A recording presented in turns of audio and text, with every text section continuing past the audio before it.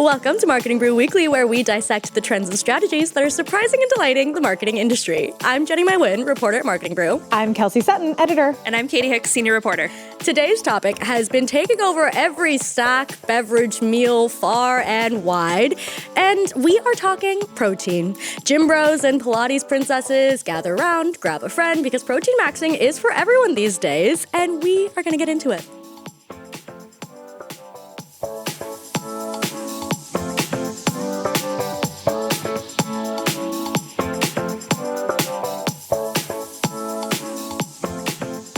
So, you guys, is it me or is protein everywhere? It is everywhere. I was walking to the office today and I walked past a Dunkin' and it said protein 5 times. So do you think they're selling something with protein? I don't think so. Just a random little collection of words. But like crazy that literally is the marketing. Like they're like, let's just put protein on this board 5 times and people will know the moment that we're trying to get at, because protein is the moment, apparently. Yeah, it gets people in the door. What is that about?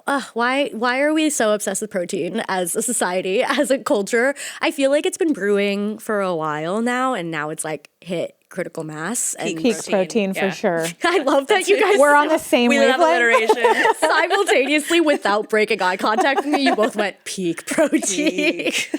Like, because we really are at peak protein. Like, it is unavoidable at Dunkin', at Starbucks, that's competitor, like Every snack. Yeah. possible. In the grocery aisle. Every chip. It's the every yeah. cookie. Every ad, as we've seen, especially like for the food industry. I'm curious if it'll expand beyond the food industry, but we'll get into that later. So yeah, we're gonna dig into exactly why protein is everywhere and what it is doing as a marketing strategy. But before we do that, let's talk about our sponsor today. Do either of you have someone like a fairy godmother who's always there for you? No, but I totally know where this is going because I'm sensing the magic. Oh, so you knew I was going to talk about Disney Campaign Manager. That's right. It's the always there platform that makes spinning up streaming campaigns feel straightforward, not experimental. So agencies can move quickly without sacrificing guidance. It's like your own fairy godmother for marketing. Plus, with their human-guided support, they can answer any questions you might have 24/7. They've simplified the media buying process, making it easy to set up, launch, measure, and optimize streaming TV campaigns across Disney+, Hulu, and ESPN. Get started today at DisneyCampaignManager.com. That's DisneyCampaignManager.com. So I talked about Dunkin'. I saw what, that was my little anecdote about how I'm seeing it everywhere. But I would love to hear from either of you what sort of protein products you've seen, what has really stood out as we dive into this topic. I mean, it's really every category of food at this point. Like, I've seen like protein pasta. I've seen protein ice cream. That one's particularly crazy to me. Like, why are we bringing protein to dessert? I didn't think we needed protein in Because dessert. we need gains. Right. We need it everywhere. I've seen protein popcorn, which I think is or protein chips, which I think is very interesting. The snack category, trying to popcorn I think maybe has been identified as a healthier snacking option, but it's ultimately a salty crunch or maybe a sweet crunch. And now it's sort of like, but it has got protein in it, which is such an interesting thing. We'll get into that a little bit more. That specific category is interesting to me because it only just makes me think of like protein powder, like literally being sprinkled on like a bag of popcorn or a bag of Doritos, because that's the one that's really crazy to me. Like Doritos protein version, I have never once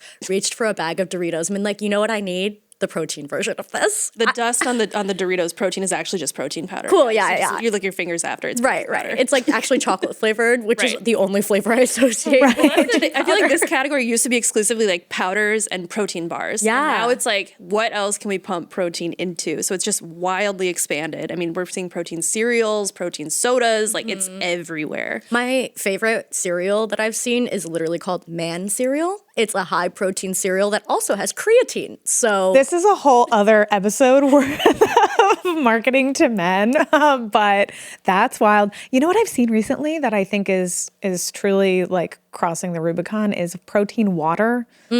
Insane. I've always said that water had too little protein. Yeah. You were ahead of the game. Yeah. Really. I'm like, why am I drinking this? Like, what's the point? It's not bringing me any nutritional value. H2O? What? Yeah. But I think the thing that's so interesting about so much of this is like, there are products, there's new products on the market, right? Like that are brand new, that have been kind of designed for this moment. But there's also an opportunity for marketers to market existing products. The formulation has not changed at all, but it's now emphasizing this, something that's always been on the nutrition label. And there's so many reasons why, but I feel like we really saw this at the Super Bowl kind of in full force. I believe Oikos is a yogurt brand, and so they were really emphasizing that in their messaging. You know, Catherine Hahn is pushing a streetcar like up a hill because she's so strong because of this protein drink. But there's so many food products that are, again, already have existed for a long time. Like Greek yogurt. Exactly. Yeah. Which is, it has protein in it, always has. You didn't have to change anything. You just had to identify it and show it off to the consumer. I'm very curious if that ad like resonated with people who were looking for protein, because it's like, I would imagine if you are someone who is already paying attention to protein, you know that something like Greek yogurt has a lot of protein in it. But then like when you see a Super Bowl ad that has Catherine Hahn that's like emphasizing that this is like a protein first product, are you like, yes, I love Oikos and I'm going to get the Oikos specific brand because like they're also tapped into this protein moment that we at large are having? Or are you like, no, I knew that and I see the marketing that you're trying to do here? Because I feel like sometimes that is like a thing that people, like when they know that they're being marketed to, they're like, well, that was annoying. I feel like it's reminding people. It's like they're just saying like, you know, you probably already know that this has protein in it, but we really have a lot of protein in this. I feel like the same way about the Chipotle protein cup. Have you guys seen this? They're like 36 grams of protein in this cup. It's a cup of chicken. It's just a cup of chicken. Like we all know that chicken is a source of protein. Is Costco slapping that on their rotisserie chicken section? You know, it's like such a bag of protein. Yeah. It's just a rotisserie chicken. Missed opportunity if Costco's not already doing it. Just slap that word on there. It's like it is kind of like the easiest thing. Like you already literally have it in your product. Why not draw people's attention to it? But let's talk about the why. And I feel like there are a couple reasons why. I want to talk about the sort of social reason why, or social media reason why. I feel like I would love to know what is on your guys' feeds, but I feel like there has been, the fitness influencer has sort of never been more potent or powerful. Lifestyle influencers have existed for a long time, but when people are saying, get ready with me, here's what I eat in a day, all of this sort of aspirational lifestyle content that is around health and fitness, protein, I feel like is increasingly the focus. Here's how I eat, you know, here's what I eat in a day to get 120 grams of protein. You know, it's those sorts of things. And there's so many opportunities for brand integrations, whether or not those are sponsored, they're actual real things, or if somebody's just popularizing cottage cheese because they say, I'm putting cottage cheese in a blender with pasta sauce and I'm blending it up and then pouring it on noodles. And then it has my protein noodles and I'm getting, you know, whatever. You know, like, so there's that, but I'd love to know what you guys think about that. Cause I feel like this is definitely a big driver. Yeah. I mean, we're in the era of looks maxing and influencers optimizing. I feel like everything is constantly like, optimize this, optimize that, like how to get the most out of your day, how to get the most out of your meals, everything. And I feel like this is definitely part of that, where it's like, you can eat your pasta or you can eat your Pop-Tart, but just make sure it has protein in it so that you're optimizing. You're getting the most for what you're eating. And I think it also ties into, we were talking about this earlier, like little treat culture. I think it removes a lot of the guilt from snacking on something like a Pop-Tart or a pint of ice cream. Like, oh, it's protein ice cream. So therefore, I can eat this and still be efficient, still be optimizing. Yeah, I think something really interesting that one of our colleagues, Christina, wrote a story about this whole protein as marketing trend. And one of the brands that she spoke to, Quest Nutrition, literally their ad campaign was predicated on this idea of like, do you want something healthy or do you want something tasty? And it's like, well, you can have both in their protein product. And it is like, instead of reaching for a candy bar or reaching for whatever your little afternoon sweet treat is, you can reach for a protein product.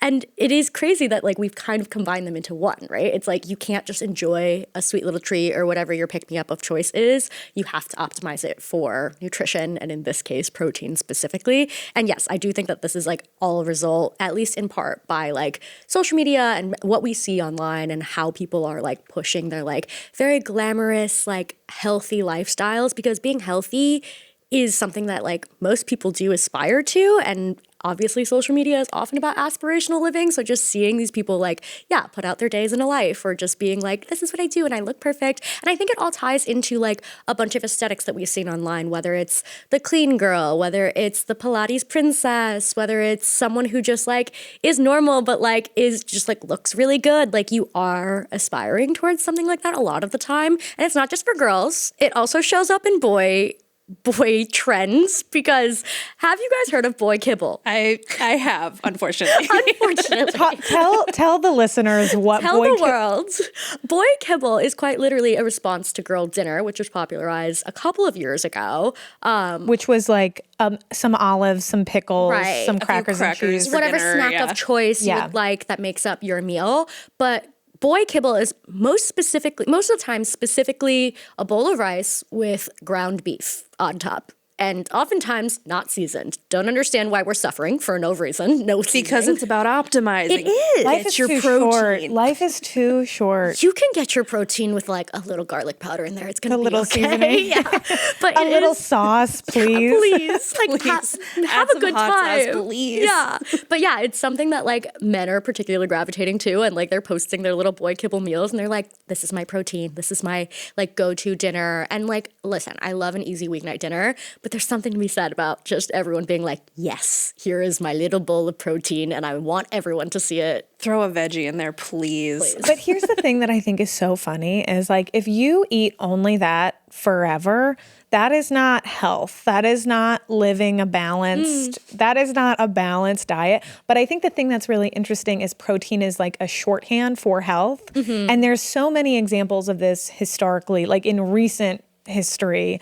I feel like low carb, low sugar, low fat, or fat free. We've seen all these kind of terms that are they're marketing terms, right? And they become shorthand for healthy or better for you. And I really think that the guilt element is so interesting. And it's like, okay, you want chips, but now you've been given permission by the product because you feel that protein is a stand-in for health, as safe or good. And so that really is a powerful driver. That's, I think, one of the main reasons we're seeing so much of it is because people see that and go, well, it's healthy for me. A giant bag of chips is healthy for me because it has protein. Yeah, right, exactly. I think it's a uniquely American thing. Like, I feel like it's unique to this demographic that we're in currently. Like, I think this wouldn't play well in like France, for example, where they're like, you can pry my butter from my cold dead hands. Like, My bread and cheese will come with me everywhere, and I respect that. but I think it's like American like hustle culture. It's like optimize everything, like Your make slop sure, bowls, make sure what I'm eating is like max protein, max everything, because I want to have like max gains. It's crazy. And I feel like it's also a really interesting time that we're seeing this. There's this rise of GLP-1 usage, and I feel like that has really coincided with kind of the end of body positivity, unfortunately. Like, I feel like there was kind of a moment where it was like, you know, do whatever, like it's, you know, fine. And now we're really kind of moving in a very different direction culturally where it's Heroin chic is back. I mean, kind of. it's like really, it's very, you know, as someone who like grew up on 90s tabloids, it's sort of a spooky time. But I do think that we should talk about GLP-1s and their influence here. And we have a couple stats, but I think that GLP-1 usage is growing. We know that that's, and we also know, so that nearly half, I believe this is from Dentsu, but nearly half of GLP-1 users say that they pay more attention to food labels since starting the medication. And what are some of the things that GLP-1 users are told to focus on?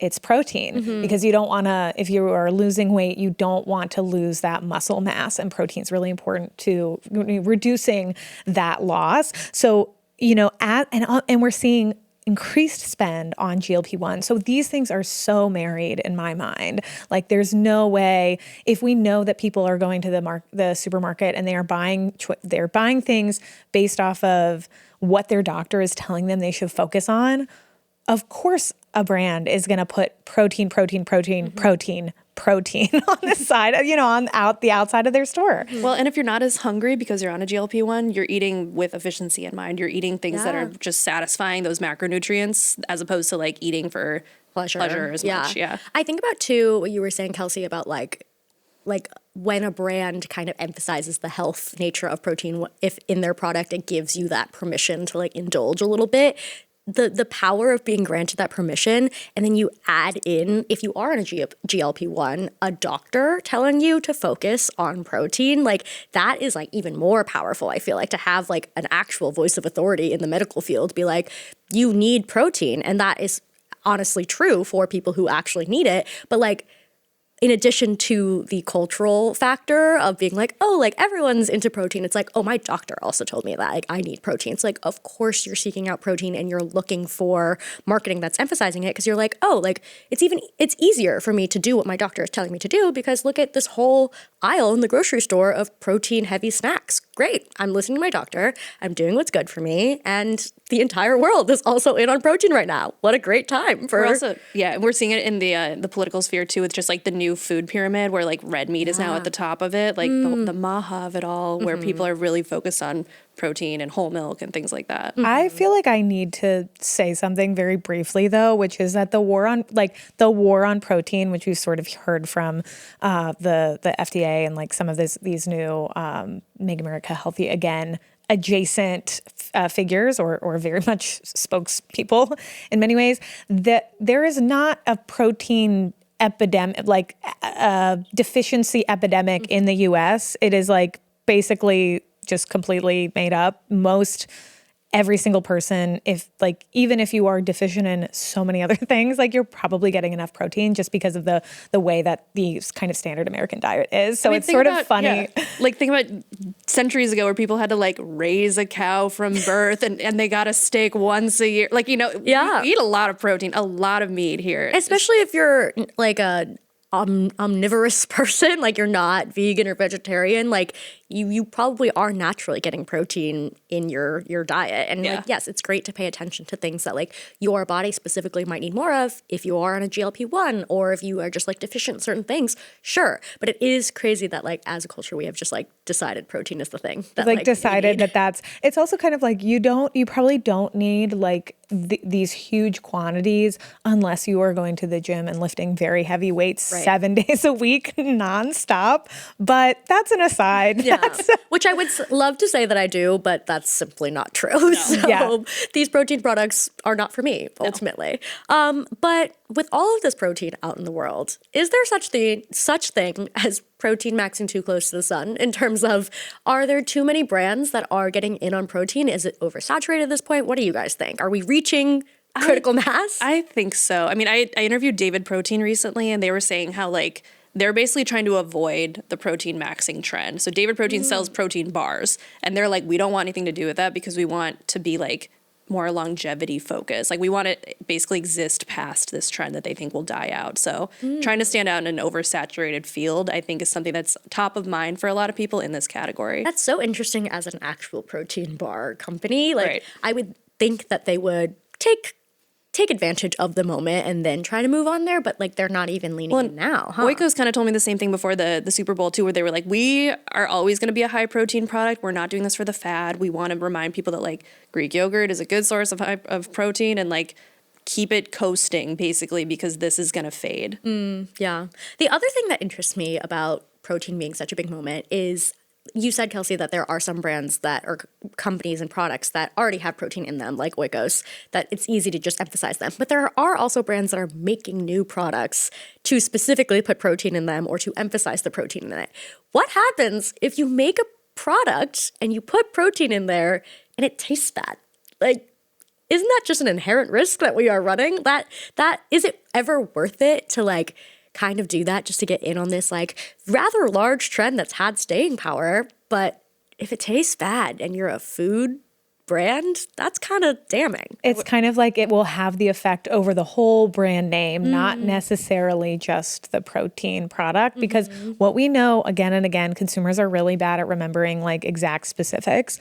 They remember like the general vibe. And if they're like, I tried protein popcorn and it was terrible, that could cast a shadow on the whole brand name, you know, not just the very specific protein powder or product. I think that there kind of is a risk there. But I also think for now, if you are going to the store and you're constantly seeing protein marketed to you everywhere, even if you don't buy that specific product, that protein product might kind of remind you that you should be thinking about protein. And so you're going to buy something else. So like, I feel like there's a rising tides lift all boats for the moment. But I think you're so right, Katie. Like, again, low fat, fat-free, sugar-free, low carb, all of these things, we've seen them come and go. And some people still go and that's what they focus on at the store because maybe that's when they learned how to grocery shop or whatever. But they're fads, you know, Yeah. Trends at large happen all the time, of course, but I feel like it is just so especially happening in the food industry, food brands, because yes, all of those fat-free, sugar-free things have happened, but I feel like it also happens with like ingredients, right? Like there's like a hip ingredient of the time. I mean, it's crazy that a macronutrient is a trend. Yes, like we're really getting small with it. It's like, all right, we've done all the flavors we could possibly do, so let's get micro or macro or whatever it is, but we gotta get small to like see what the next trend is. I feel like quinoa was a big thing. Kale, you know, we've seen it. And you know what? Toast. Yeah, and I ate a lot of those things because when I like it, I will indulge. I think what's a big indicator to me that this protein trend will fade is the fact that we're seeing brands start to tout fiber more. Speaking of macronutrient trends and like There we go. ingredients and things, but like I saw this with Raisin Bran at the Super Bowl. I mean, one of the execs at Kellogg had told me like, quote, "It's fiber time," which Crazy, but amazing quote. That's honestly. what I say whenever I open a can of chickpeas at my house Kelsey's hyping herself up for the day. while I'm cooking. I mean, they're not reformulating Raisin Bran, but they're definitely talking about its fiber content. They're changing the packaging, making it more fiber focused. PepsiCo is also focused on making their products more fiber forward. So like they own Poppy, which is a prebiotic soda, which is focused on like gut health. So that was an acquisition that obviously was kind of a trend based buy for them. But then beyond that, they have Smart Food fiber popcorn and Sun Chips fiber chips. So like, yeah, I think they're starting to bank on the fact that people are gonna realize that you need more than just protein in your diet. And I think fiber is also something that's really emphasized for people on GLP-1s. And I found the stats 1 in 8 adults are using these kinds of drugs. And I imagine that number is going to, you know, continue to go up. But again, if those are the two things that you're focused on, that's what you're going to do. And if you want a soda, it's sort of like, well, why not have the soda that has fiber and also protein and also prebiotics or whatever are, you know, the various other things that might make you choose that over a classic Diet Coke or something like that. The answer is because a protein soda sounds nasty, okay? Yeah. I just don't want that. But a gut health soda? Sign me up. I will say that Poppy, I feel like not only was in the prebiotic, probably an originator of the prebiotic craze, like was just also like a very like hyped company by the time that PepsiCo acquired them, right? So like PepsiCo got in there not only when Poppy was fun and flirty and cool as a brand, but right when the protein and fiber and macronutrient trend was rising. So maybe a good spot for them to be in, especially because you don't think of soda as a healthy brand, good for you type of thing. And I love a soda and I love a little treat. So I don't need it, but I guess it is good to This think marketing about it. is made for you. Yeah, I know. They're trying to get me, but I'm resisting. I'm really trying my best here. I just have to wonder if we're going to walk down the grocery aisle soon and every single package is going to have some macronutrient just splayed God. across. It's going to be like protein popcorn, fiber chips. Like it's just everything's going to have something on it emphasizing like, no, we promise this is kind of healthy. Right. And as that happens, I wonder, and this is a total left field, but I'm wondering if there's going to be just like vice marketing. Somebody's going to be like, this is bad for you. And you deserve Just it. eat, yeah. Just eat in moderation. Just have a little treat. Just eat some full fat, regular ice cream. Yeah. Because it's good. and like it probably I don't know. tastes better. Right. I don't know. I don't know if we'll see that. But people that yearn will stand out in a marketing, like in the grocery aisle, if everything else. The French people are over there smoking their cigarettes going, that's right. You guys are gonna come back to Ahead of the butter. game. We actually all just want balance at the end of the day, is what we're all trying to get to, but we're just maxing our macronutrients. Yeah, we're on our over-indexing path. on everything. We're when the maxing reality or is to- minning, and we should just be somewhere in the middle. Somewhere in the middle. Sounds like a nice equilibrium. Maybe we'll get there one day. Well, we talked about crazy products already, so I kind of want to ask you guys what do you think the next macronutrient trend will be? We've got protein, we've got fiber. If you had to pick a nutrient that's taking over in the future, what do you think? We're gonna be fat maxing. Yeah. Healthy fats. Healthy fats. There's Olive oils. there you go. Avocado. Yeah, exactly. I feel like we've already seen, we know the playbook. Yep. We've absolutely, I think there's an opportunity for Big Bean, which that's not an industry, but to really take advantage because that's honestly well balanced. I love a good, That dense bean salad girl has been So going viral for a true. while. yeah, that's, what is that? Fiber, protein, healthy carbs, Balance. you know, it's kind of Wow. got it all. I feel like people feel passionately about beans too. Like everyone has a favorite bean of choice. Like Or you hate them. I feel like, that's kind of, you never know. polarizing at the end of the day, but perhaps a good area for brands to lean into. There's a big Bushes is opportunity. excited about this. Yeah. Bushes, call me. I have we ideas. have a plan. Yeah, come on. Well, thank you so much for joining us today. And if you have a favorite Protein Max, Fiber Max, other Nutrient Max product of choice that you want to tell us about, send us an email at mkbw@morningbrew.com, which you can also find in the show notes. See you next week.